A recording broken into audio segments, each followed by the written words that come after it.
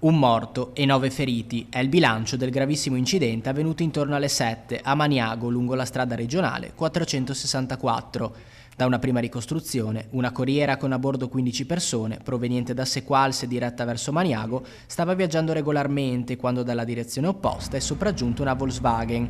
L'auto, da quanto appreso, aveva appena sorpassato un mezzo agricolo, rimasto poi estraneo all'incidente, e subito dopo avrebbe invaso la corsia opposta, trovandosi immediatamente davanti la corriera contro la quale si è schiantata frontalmente con estrema violenza. L'impatto è stato devastante. All'arrivo dei soccorritori, la scena era estremamente drammatica. Detriti sparsi per centinaia di metri, lamiere contorte, il motore della Volkswagen completamente sradicato e l'auto ridotta a un groviglio di metallo. Sfondato anche il parabrezza del pullman. A perdere la vita sul colpo è stato il conducente della Volkswagen, Fabio Floriduz, 43enne, residente a Vaillant. Per lui i sanitari non hanno potuto fare nulla. Sul posto sono intervenuti ambulanza, ili soccorso, vigili del fuoco, polizia locale, carabinieri e guardia di finanza. Le operazioni di soccorso sono state lunghe e delicate. Il problema è stato l'estricazione delle persone, è stata molto laboriosa, abbiamo lavorato in sinergia con il 118 per più di un'ora per riuscire a estricare la persona.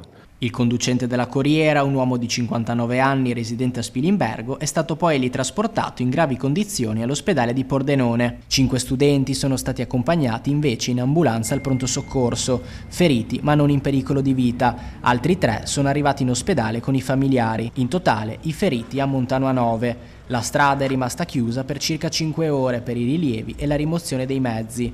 A rendere ancora più evidente la violenza dell'impatto c'è anche un dettaglio emerso dai rilievi. Il contachilometri della Volkswagen segnerebbe 110 km/h al momento dello schianto, un dato che dovrà essere verificato nelle prossime ore, assieme anche all'analisi della scatola nera criptata presente a bordo della corriera. All'interno dell'auto sono stati trovati una sciarpa dell'Udinese appartenuta alla vittima, una scarpa, il telefono cellulare e un pacchetto di bustine di tè. Gli airbag esplosi e le tracce di sangue sia nell'auto sia nella zona del posto di guida della corriera completano un quadro di grande complessità.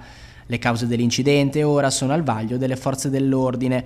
Non si esclude che il conducente della Volkswagen possa essere stato abbagliato dal sole, che a quell'ora è molto basso sull'orizzonte e può ridurre improvvisamente la visibilità. Dalle prime informazioni risulterebbe inoltre che la vittima avesse la patente sospesa per un precedente sorpasso pericoloso.